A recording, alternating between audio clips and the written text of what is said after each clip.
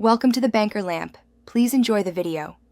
Start by opening Google Sheets and importing your CSV or pasting recent transactions.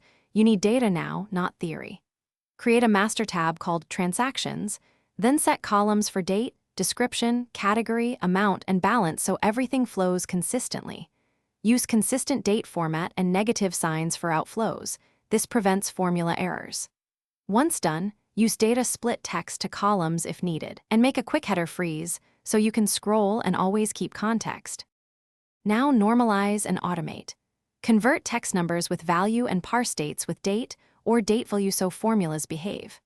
Build a separate categories sheet mapping merchant keywords to expense categories. Then use VLOOKUP or index match with search for fuzzy matches to tag rows automatically.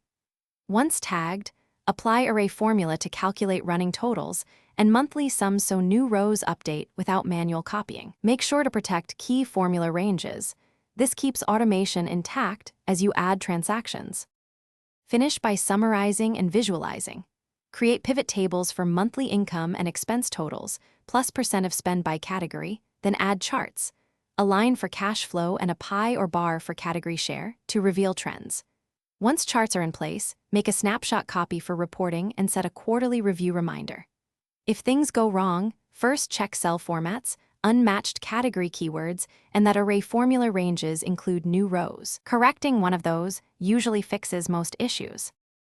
Thanks for watching. If this was helpful, leave a like and consider subscribing. See you next time.